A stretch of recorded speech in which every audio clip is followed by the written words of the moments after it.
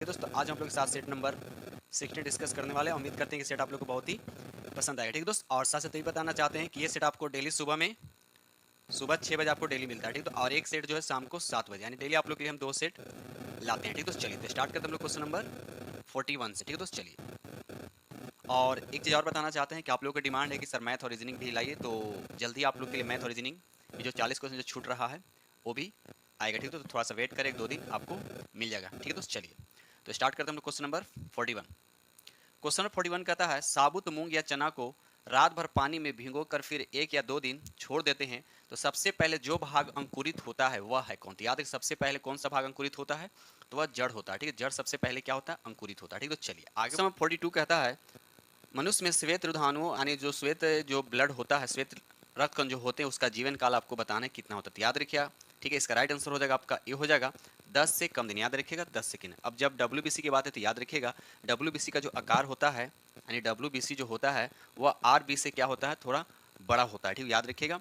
और संख्या की बात करें तो डब्ल्यूबीसी 1 और आरबीसी कितना होता है 600, यानी कहने का मतलब हर 600 पे क्या हो, 600 आरबीसी पे एक क्या होंगे, डब्ल्यूबीसी होंगे। तो ये रेशियो में होता है। अगर आप लोग सुनेंगे ल्यूकेमिया यानी ब्लड कैंसर, तो ब्लड कैंसर में क्या होता है, डब्ल्यूबीसी की मात्रा क्या होता है, बढ़ जाता है। इसी की वजह से क्या होता है, ब्लड में जो होता है उसको हम लोग बोलते हैं ब्लड कैंसर। ठीक है दोस्त, चलिए आगे बढ़ते question number next.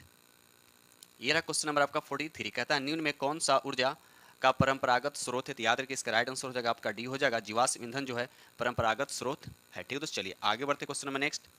Question number 44 कहता है वन्य जीवन के संरक्षण के लिए राष्ट्रीय उपवन यानी पार्क महत्वपूर्ण है। भारत में कौन सा राष्ट्रीय उपवन सबसे पुराना है, आपसे ये पूछा जाता है। याद रखिए इसका राइट आंसर हो जाएगा आपका बी होगा, जिम कार्बेट राष्ट्रीय उपवन जो सबसे पुराना है। और इसको सबसे पहले इसका नाम क्या था, हेली नेशनल पार्क था। ठीक है, आई बस में। और सबसे पुरानी इसकी स्थापना कब होता है, तो याद रखिएगा 8 अगस्त 1936 को। ठीक है, याद रखिएगा डेट भी। चलिए आगे बढ़ते क्वेश्चन नंबर नेक्स्ट। क्वेश्चन 45 कहता है लाल आंकड़ों की पुस्तक दर्ज करती है, तो किसको दर्ज करती है, तो याद रखिए इसका राइट आंसर जो हो जाएगा आपका डी हो जाएगा, लुप्त प्राय पौधे और जानवरों को ये लाल आंकड़ों की पुस्तक क्या करती है, दर्ज करती है। ठीक, तो चलिए आगे बढ़ते question number next. Question number 46 कहता है निम्नलिखित में से कौन सा सामाजिक कीट नहीं है। तो याद रखिए भृंग जो है एक सामाजिक कीट नहीं है। याद रखिएगा भृंग जो है एक सामाजिक कीट नहीं है। बाकी चींटियां, दीमक और मधुमक्खी जो है एक सामाजिक कीट है। और साथ साथ एक केचुआ आता है, तो केचुआ को याद रखिए, केचुआ जो किसानों का मित्र कहा जाता है, क्योंकि यह मिट्टी को भुरभुरा बना दे, इससे वायु उसके अंदर क्या हो जाते हैं, भर जाते हैं। ठीक, इस तरह से समझिए। ठीक है, तो केचुआ किसानों को क्या होता है, मित्र होता है। ठीक है, चलिए आगे बढ़ते क्वेश्चन नंबर नेक्स्ट। चलिए क्वेश्चन नंबर यहाँ पे 47 कहता है मच्छरों के प्रजनन को रोकथाम के लिए कई विधियां प्रस्तावित की जाती है। ठीक है, निम्नलिखित में से वह विधि ज्ञात कीजिए जो मच्छरों के प्रजनन को नहीं रोकती। तो याद इसका राइट आंसर जो है, देखिए प्रजनन की बात हो रहा है। ठीक है, तो यहाँ पर राइट आंसर हो जाएगा आपका मच्छरदानी का प्रयोग कर। मच्छरदानी जो प्रजनन को नहीं रोक सकता है। ठीक है, याद रखिएगा। ठीक से भी काटने से हम लोग को सेफ कर सकते, लेकिन ये प्रजनन को नहीं रोकता है। ठीक है, चलिए आगे बढ़ते क्वेश्चन नंबर नेक्स्ट। ये रहा क्वेश्चन नंबर आपका 48। क्वेश्चन नंबर 48 कहता है प्रति इकाई समय में किसी वस्तु के वेग में परिवर्तन। देखिए वेग में परिवर्तन की बात करें, v minus you upon T. ठीक है, तो वेग में परिवर्तन के दर को क्या बोलते हैं, उसको त्वरण बोलते हैं। याद रखिएगा। और त्वरण क्या होता है, एक सदिश राशि होता है। ठीक है, और वेग भी क्या होता है, सदिश राशि होता है। लेकिन चाल जो होता है, चाल ये होता है अदिश राशि। ठीक है, अब रहा कि वेग, वेग किसको कहते हैं, वेग बोलते हैं हम किसको, विस्थापन। यानी थोड़ा सा इसको समझ लेते हैं। यानी वेग जो होता है, वेग जो होता है वो विस्थापन बाय समय होता है। याद रखिए। और अगर पूछा जाए चाल जो होता है तो दूरी बटा समय होता है, ये याद रखिए। ठीक है दोस्त, चलिए आगे बढ़ते क्वेश्चन नंबर नेक्स्ट। ये रहा क्वेश्चन नंबर आपका 49। क्वेश्चन 49 कहते हैं निम्नलिखित में कौन सा पशु जुगाली नहीं करता। तो याद इसका राइट आंसर आपका डी, सुअर जो जुगाली नहीं करता। ठीक है, चलिए आगे बढ़ते क्वेश्चन नंबर यहाँ पर 50। क्वेश्चन 50 कहता है मिट्टी की नमी को बनाए रखने के लिए पौधों के बीच की खाली जमीन को कार्बनिक पदार्थों की परत से ढकने की प्रक्रिया को किस नाम से जाना जाता है। तो याद इसका राइट आंसर जो होगा मल्चिंग बोलते हैं। क्या बोलते हैं उसको, मल्चिंग कहते हैं। ठीक है दोस्त, चलिए आगे बढ़ते क्वेश्चन नंबर नेक्स्ट। ये रहा क्वेश्चन नंबर आपका 51। क्वेश्चन 51 कहता है डैश का वंश का नाम कुकुरबिता है। किसका नाम कुकुरबिता है, तो याद रखिए इसका राइट आंसर हो जाएगा आपका ये हो जाएगा कद्दू का। याद रखिए कद्दू का वंश नाम क्या है, कुकुरबिता। याद रखिएगा दोस्त, चलिए आगे बढ़ते क्वेश्चन नंबर 52। निम्नलिखित में से कौन सा कहते हैं मिट्टी की विशेषता नहीं, इसमें बताना है कौन सा ऐसा स्टेटमेंट है जो मिट्टी की विशेषताएं नहीं है। तो इसका राइट आंसर आपका ए हो जाएगा, यह अकार्बनिक पदार्थों से बना। ये बिल्कुल बात क्या है, ये गलत है। तो आप पूछ रहा है कौन विशेषता नहीं है, तो आपका ए विशेषता नहीं है। ठीक है, तो चलिए आगे बढ़ते question number next. Question number 53 कहता है विकासवाद का सिद्धांत यानी थ्योरी ऑफ इवोल्यूशन निम्नलिखित में से किसने दिया था। तो इसके याद रखिए इसका राइट आंसर जो हो जाए आपका बी होगा, चार्ल्स रॉबर्ट डार्विन। ठीक है दोस्त, चलिए आगे बढ़ते क्वेश्चन नंबर 54। निम्न में कौन सा नियम यह कहता है कि दो वस्तुओं के बीच लगने वाले बल उनके द्रव्यमानों के गुणनफल के क्या होता है, समानुपाती होता है। तो याद रखिए कौन सा नियम है, तो गुरुत्वाकर्षण का नियम। याद रखिए गुरुत्वाकर्षण का नियम, जहाँ क्या होता है F बराबर क्या होता है, जहाँ F बराबर क्या होता है, कैपिटल G होता है, उसके बाद M1 M2, अब I क्या होता है R क्या हो गया, दोनों मास के बीच के डिस्टेंस हो गया, G हो गया ग्रेविटेशनल कांस्टेंट हो जाता है। याद रखिएगा जिसका मान कितना होता है 6.67 गुने 10 पर पावर -11 होता है, ये कैपिटल G का वैल्यू होता है। ठीक है, तो चलिए आगे बढ़ते क्वेश्चन नंबर नेक्स्ट। ये रहा क्वेश्चन नंबर आपका 55 डैश दे रखा है, एक विज्ञान है जिसमें शरीर की संरचना का अध्ययन किया जाता है, उसको क्या कहा जाता है, तो याद रखिए इसका राइट आंसर आपका बी हो जाएगा, उसको एनाटॉमी बोला था। क्या बोला था, उसको एनाटॉमी बोला जाता है। ठीक है, तो चलिए क्वेश्चन नंबर 56 कहता है, बंगाल टाइगर को वर्ष में भारत का राष्ट्रीय पशु स्वीकार किया। देखिए बंगाल टाइगर को भारत का राष्ट्रीय पशु कब स्वीकार किया गया, तो ये आपको बताना। तो याद इसका राइट आंसर जो हो जाएगा आपका सी हो जाएगा, 1972 में भारत का राष्ट्रीय पशु यानी बंगाल टाइगर को स्वीकार किया गया। ठीक है, साथ साथ ये भी याद रखिएगा अगर डॉल्फिन की पूछा जाए, डॉल्फिन को कब राष्ट्रीय जलीय जीव घोषित किया गया, तो याद रखिए इसका राइट आंसर हो जाएगा आपका 2009 में। याद रखिए 5 अक्टूबर 2009 को डॉल्फिन को राष्ट्रीय जलीय जीव घोषित किया गया। ठीक है, साथ साथ अगर गंगा की बात किया जाए कि गंगा को राष्ट्रीय नदी कब घोषित किया गया, तो भी याद रखिएगा 4 नवंबर 2008 को गंगा को राष्ट्रीय नदी के रूप में घोषित किया गया। तो इतने फैक्ट आप लोग को याद होने चाहिए। ठीक है, तो चलिए आगे बढ़ते क्वेश्चन नंबर नेक्स्ट। ये रहा क्वेश्चन नंबर आपका 57, निम्नलिखित में से किस सूक्ष्म जीव के कारण साइट्रस कैंसर होता है, तो याद है इसका राइट आंसर जो हो जाएगा आपका जीवाणु के कारण होता है, यानी ऑप्शन हो जाएगा आपका सी यानी जीवाणु बैक्टीरिया के कारण होता है। ठीक है, तो चलिए आगे बढ़ते क्वेश्चन नंबर 58, निम्नलिखित में से कौन सा जहरीला पौधा नहीं, इसमें से बताना है कौन सा जहरीला पौधा नहीं, तो याद है इसका राइट आंसर आपका सी हो जाएगा, ड्रेसिना जो है जहरीला पौधा नहीं है। ठीक है, तो चलिए आगे बढ़ते क्वेश्चन नंबर नेक्स्ट। ये रहा क्वेश्चन नंबर आपका 59, कहता है डेंड्रॉन और एक्सॉन किसके भाग हैं, तो याद रखिए इसका राइट आंसर हो जाएगा आपका बी हो जाएगा, तंत्रिका। तंत्रिका क्या है दोस्त, ये भाग है। ठीक है, तो चलिए आगे बढ़ते question number next. Question number 60 कहता है, सड़कों को पक्का करने के लिए किस पेट्रोलियम पदार्थ का उपयोग किया जाता है, तो याद है इसका राइट आंसर हो जाएगा आपका ए हो जाएगा, बिटुमिन का क्या होता है, इसका प्रयोग किया जाता है। ठीक है दोस्त, चलिए आगे बढ़ते क्वेश्चन नंबर नेक्स्ट। ये रहा क्वेश्चन नंबर आपका 61, खाज यानी एक्जिमा रोग का संबंध मानव शरीर के निम्न में किस भाग से है, तो याद रखिए इसका राइट आंसर हो जाएगा ये स्किन में होता है, यानी त्वचा से रिलेटेड है। ठीक है दोस्त, चलिए आगे बढ़ते क्वेश्चन नंबर नेक्स्ट। अगर आज इसकी खाज यानी एक्जिमा जो होता है किससे होता है, तो याद रखिएगा ये कवक से होता है। किससे होता है दोस्त, ये कवक से होता है, भी याद रखिए। ठीक है दोस्त, चलिए क्वेश्चन नंबर 62 कहता है, निम्नलिखित में से कौन सा अपशिष्ट प्रबंधन का एक अस्थायी तरीका नहीं है, तो याद रखिए इसका राइट आंसर आपका ए होगा, जलाना। याद रखिए दोस्त, जलाना। क्वेश्चन नंबर यहाँ पर 63 कहता है, निम्नलिखित में से कौन सा शीत रक्त प्राणी नहीं, इसमें पूछा जा रहा है, इसमें बताना है कौन सा इसमें शीत रक्त प्राणी नहीं है, तो याद रखिए यहाँ पर खरगोश जो है शीत रक्त प्राणी नहीं, बाकी मेढक शार्क मगरमच्छ सब क्या शीत रक्त प्राणी में आते हैं। ठीक, तो चलिए आगे बढ़ते क्वेश्चन नंबर 64, मानव शरीर की सबसे छोटी और सबसे लंबी हड्डियां आपसे पूछा जा रहा है कौन सा, ठीक है ना। तो यहाँ पर देखा जाए तो इसका राइट आंसर जो हो जाएगा आपका डी होगा, स्टेपीज और फीमर। याद रखिए ऑप्शन आपका D is the correct answer. तो स्टेपीज का होता है कान की हड्डी, इसको बोल सकते हैं, आई जान की हड्डी। ठीक है, यानी फीमर। ठीक है, तो चलिए आगे बढ़ते क्वेश्चन। और साथ साथ ये भी याद रखिएगा कि मांस और अस्थि यानी मांस और अस्थि को जब जोड़ते हैं तो उसको क्या बोलते हैं, तो उसको टेंडन बोलते हैं। क्या बोलते हैं, टेंडन बोलते हैं। और हड्डी को हड्डी से जोड़ते हैं उसको क्या बोलते हैं, लीगामेंट्स बोलते हैं। क्या बोलते हैं उसको, लीगामेंट्स। ठीक है, तो चलिए आगे बढ़ते question number next. Question number 65 कहता है, निम्नलिखित में से कौन सा कार्य मेडुला ऑब्लांगेटा द्वारा नियंत्रित नहीं होता है, तो याद है इसका राइट आंसर हो जाएगा आपका बी हो जाएगा, ताली बजाना। याद रखिएगा ताली बजाना। और अब रहस्य वाले के मेडुला ऑब्लांगेटा जो होता है मस्तिष्क में कहाँ होता है, तो याद रखिए मस्तिष्क का सबसे पीछे का ये भाग होता है। याद रखिए मस्तिष्क में सबसे कहाँ होता है, ये पीछे का भाग होता है। ठीक है, तो चलिए आगे बढ़ते question number next. Question number 66 कहता है, निम्नलिखित में कौन सी ठोस की विशेषता नहीं, बताना कौन सा इसमें ठोस की विशेषता नहीं, तो याद है इसका राइट आंसर हो जाएगा आपका सी हो जाएगा, ठोस को आसानी से संपीड़ित किया जाता है। बिल्कुल बात ही गलत है, ये ठोस जो होता है इनकम्प्रेसिबल होता है, यानी संपीड़ित इसको नहीं कर सकते हैं। ठीक है, सिर्फ गैस को ही क्या कर सकते हैं, कंप्रेस्ड कर सकते हैं। ठीक है दोस्त, चलिए आगे बढ़ते क्वेश्चन नंबर 67, निम्नलिखित में कौन सा अनुवांशिक रोग नहीं, इसमें बताना कौन सा अनुवांशिक रोग नहीं, तो याद रखिएगा आपका रतौंधी जो है ये अनुवांशिक रोग नहीं है। बाकी रजनहीनता जिसको बोलते हैं, उसके बाद हीमोफीलिया बोलते हैं, वर्धानता बोलते हैं, सब आपका क्या है, अनुवांशिक रोग है। ठीक दोस्त, चलिए आगे बढ़ते क्वेश्चन नंबर नेक्स्ट। ये रहा क्वेश्चन नंबर आपका 68, सर्वप्रथम डीएनए को किसने अलग किया था, तो याद रखिए इसका राइट आंसर हो जाएगा आपका ए हो जाएगा, फ्रेडरिक मिसर ने सबसे पहले डीएनए को क्या किया है, अलग किया। अब डीएनए का पूरा नाम क्या होता है, तो भी याद रखिए डीऑक्सी राइबो न्यूक्लिक होता है। याद रखिए हमने क्या बोला, डीऑक्सी राइबो न्यूक्लिक अम्ल होता है। ठीक है दोस्त, चलिए क्वेश्चन नंबर 69 कहता है, अमाशय की पीएच मान। अब पीएच मान श्रेणी पूछा है कि क्या उसका रेंज कितना से कितना तक होता है, तो याद रखिएगा इसका राइट आंसर होगा 1.5 से 2 है। इसका मतलब क्या, इसके अंदर क्या अम्लीय होता है, नहीं एसिड होता है। ठीक है दोस्त, याद रखिएगा इसके अंदर क्या तो एसिड में कौन सा एसिड होता है, तो याद रखिए HCl होता है। ठीक है, और पूछा कि सबसे ज़्यादा स्ट्रॉन्ग एसिड कौन होता है, तो HCl ही होता है। जितने भी एसिड होता है सभी में सबसे ज़्यादा स्ट्रॉन्ग HCl ही होता है। ये हमारे बॉडी के स्टमक में क्या होता है, ये बनता है यानी अमाशय में। ठीक है दोस्त, और अमाशय में जो जठर रस होता है जिससे क्या बनता है, HCl बनता है। तो इतना फैक्ट याद होना चाहिए। क्वेश्चन नंबर 70 कहता है निम्न में से किसका सही सुमेलन, इसे बताना कौन सा इसमें सही सुमेलन। तो इसका राइट आंसर होगा आपका डी हो जाएगा, तृणभक्षी गौण उपभोक्ता। ये आपका बिल्कुल बात क्या है, गलत दे रखा है। ठीक है दोस्त, चलिए आगे बढ़ते क्वेश्चन नंबर। चलिए क्वेश्चन नंबर यहाँ पे 71 का था टेटनस नामक रोग निम्न नाम से भी जाना जाता था, और किस नाम से जाना था, याद है इसका राइट आंसर आपका सी होगा, लॉक जॉ के नाम से भी क्या होता है, ये जाना जाता है। ठीक है दोस्त, चलिए आगे बढ़ते क्वेश्चन नंबर नेक्स्ट।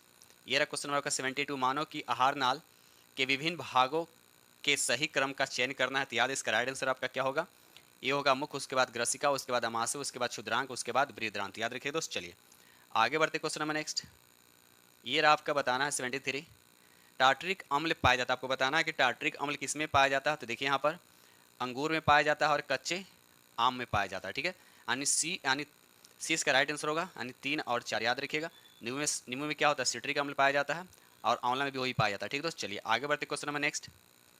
ये रहा क्वेश्चन नंबर 74, कहता है किसी वस्तु की गतिज ऊर्जा और स्थित ऊर्जा को एक साथ क्या कहा जाता है। तो यार उसको यांत्रिक ऊर्जा, जिसको मैकेनिकल एनर्जी भी कहा जाता है, यानी काइनेटिक एनर्जी और ये पोटेंशियल एनर्जी, दोनों का सम क्या होता है, मैकेनिकल एनर्जी होता है। ठीक है दोस्त, चलिए क्वेश्चन नंबर 75 का था आभासी और सीधा छवि के लिए दर्पण का आवर्धन होना चाहिए, क्या होना चाहिए। तो याद है इसका राइट आंसर क्या होना चाहिए, धनात्मक होना चाहिए। क्या होना चाहिए, धनात्मक होना चाहिए, यानी पॉजिटिव होना चाहिए। ठीक है दोस्त, चलिए आगे बढ़ते क्वेश्चन नंबर नेक्स्ट। ये रहा क्वेश्चन नंबर आपका 76, कहता है संविधान प्रारूप समिति के अध्यक्ष कौन थे। तो याद रखिए इसका राइट आंसर हो जाएगा आपका बी हो जाएगा, डॉक्टर BR अम्बेडकर। याद रखिए क्वेश्चन यहाँ पर 77 कहता है 1902 में सिताब दियारा बिहार में ये पड़ता है, किसका जन्म, चार ऑप्शन से किनका जन्म जो हुआ सिताब दियारा बिहार में होता है। याद रखिए जयप्रकाश नारायण का हुआ है। ठीक है दोस्त, चलिए और साथ साथ ये भी याद रखिएगा कि 1974 में जयप्रकाश नारायण ने संपूर्ण क्रांति का आह्वान किया था। ठीक है, उनके पत्नी का नाम क्या, याद रखिए प्रभावती। याद रखिए पति का नाम क्या है, प्रभावती। ठीक है दोस्त, चलिए आगे बढ़ते हैं question number next.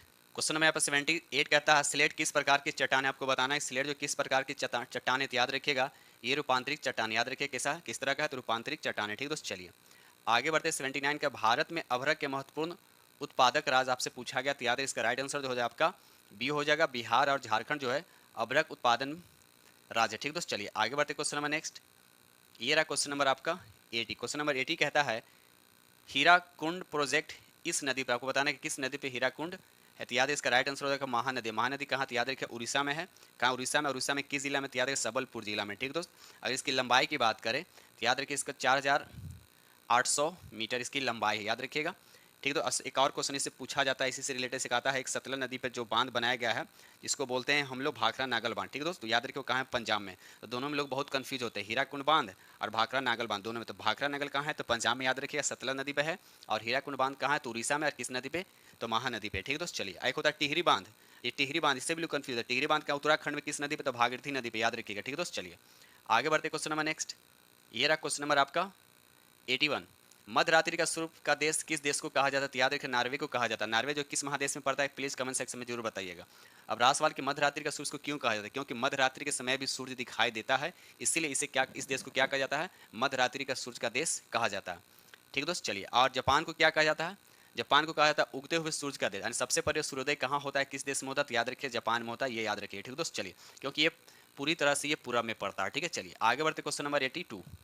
Question number 82 कहता है सत्यशोधक समाज की स्थापना किसके द्वारा की गई है। तो याद रखिए इसका राइट आंसर होगा ज्योतिबा फूले के द्वारा की गई। अब रहा सवाल की कब की है, तो याद रखिएगा 24 सितंबर 1973 को। याद रखिएगा।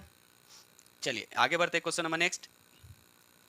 क्वेश्चन नंबर 83 कहता है पुनः वेदों की ओर चलो, यह नारा किसने दिया था। तो याद रखिए इसका राइट आंसर आपका हो जाएगा दयानंद सरस्वती ने। याद रखिए दयानंद सरस्वती ने। ठीक दोस्त, और साथ साथ ये भी याद रखिए दयानंद सरस्वती ने 1875 में बम्बे में आर्य समाज की स्थापना भी की थी। याद रखिएगा 1875 में आर्य समाज की स्थापना कहाँ की थी, तो बम्बई में यानी मुंबई में। ठीक है दोस्त, चलिए आगे बढ़ते क्वेश्चन नंबर नेक्स्ट। ये रहा क्वेश्चन नंबर आपका 84। कहता है हर्षवर्धन के समय कौन भारत आया था, यानी हर्षवर्धन के समय कौन भारत आया था। याद रखिए हेनसांग जो है ये भारत आया था। याद रखिएगा दोस्त, हेनसांग जो भारत आया था हर्षवर्धन के शासन काल में। ठीक है दोस्त, चलिए आगे बढ़ते क्वेश्चन नंबर 85। महावीर स्वामी का जन्म कहाँ हुआ था। महावीर स्वामी का जन्म कहाँ हुआ था, तो याद रखिए इसका राइट आंसर आपका ये हो जाए कुंडग्राम में हुआ था। अब कब हुआ था, तो 540 ईसा पूर्व। याद रखिएगा 540 ईसा पूर्व। अगर पूछा जाए इनके पिता का नाम क्या था, तो याद इनके पिता का नाम था सिद्धार्थ। ठीक है दोस्त, सिद्धार्थ इनके पिता का नाम था। अगर माता का नाम पूछा त्रिशला। याद रखिएगा त्रिशला इनके माता का नाम था। और साथ साथ ये भी याद रखिएगा कि महावीर स्वामी जो थे जैन धर्म के 24वें और अंतिम तीर्थक थे, याद रखिएगा, ठीक है दोस्त। चलिए क्वेश्चन नंबर यहाँ पे 86 कहता है महात्मा बुद्ध का जन्म कहाँ हुआ था, याद रखिए इसका राइट आंसर आपका बी हो जाएगा, लुबनी में हुआ था। अब कब हुआ था तो याद रखिए 563 ईस्वी पूर्व में हुआ था। साथ साथ ये भी याद रखिएगा कि ये लुबनी जो है अभी कहाँ पड़ता है, नेपाल में पड़ता है, ठीक है। और गौतम बुद्ध के पिता का नाम क्या था तो सुदोधन था, और उनके माता का नाम था महामाया। साथ साथ ये भी याद रखिए कि महात्मा बुद्ध का बचपन का नाम क्या था तो सिद्धार्थ था, ठीक है दोस्त। तो इतने फैक्ट याद रखने से बहुत सारे हैं। और साथ साथ ये भी याद रखिए कि बुद्ध ने अपना पहला उपदेश पाली भाषा में दिया था, और कहाँ दिया था तो ये भी याद होगा आप लोग को, यानी सारनाथ में दिया था, ठीक है दोस्त। चलिए आगे बढ़ते question number next.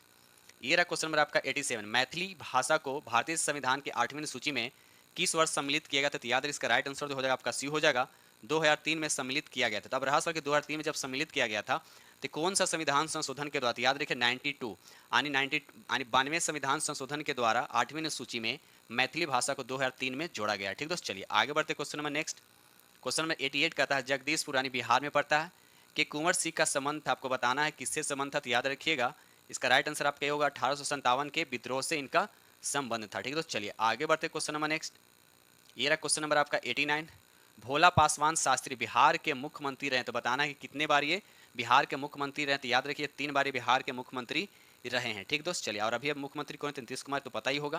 Question number 90 कहता है सिखों के 10वें गुरु गुरु गोविंद सिंह का जन्म पूछा जा रहा है कि कहाँ हुआ था, तो याद रखिए इसका राइट आंसर कहाँ हुआ था तो पटना में हुआ था, ठीक है दोस्त। और कब हुआ था तो याद रखिएगा 22 दिसंबर 1666 ईस्वी को पटना में हुआ था, ठीक है दोस्त। चलिए आगे बढ़ते question number next. Question number यहाँ पर 91 का था सासाराम में किसका मकबरा, बिल्कुल इजी क्वेश्चन, याद रखिए शेरशाह सूरी का मकबरा कहाँ है तो ये सासाराम में, ठीक है। तो और शेरशाह सूरी की मृत्यु कब हुआ था तो याद रखिएगा 22 मई 1545 को शेरशाह सूरी का मृत्यु हुआ था, ठीक है दोस्त। चलिए आगे बढ़ते क्वेश्चन नंबर 92 का था बिहार राज्य का पूर्ण गठन किस वर्ष हुआ था, तो याद रखिए इसका राइट आंसर हो जाएगा आपका बी हो जाएगा 2000 में, याद रखिएगा 2000 में बिहार राज्य का पूर्ण गठन हुआ था। और इसी वक्त क्या होता है झारखंड जो है 2000 में यानी 15 नवंबर 2000 को क्या हुआ था झारखंड जो है बिहार से अलग हुआ था। और साथ साथ एक चीज़ और याद रखिएगा कि बंगाल से अलग जो बिहार प्रांत बना था, प्रांत की बात, तो याद रखिएगा वह 1 अप्रैल 1912 को, ठीक है दोस्त, याद रखिएगा। चलिए आगे बढ़ते क्वेश्चन नंबर नेक्स्ट।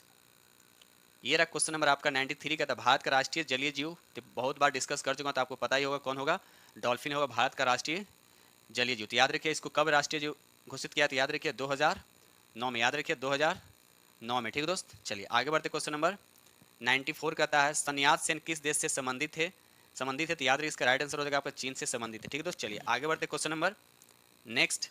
ये रहा क्वेश्चन नंबर आपका 95।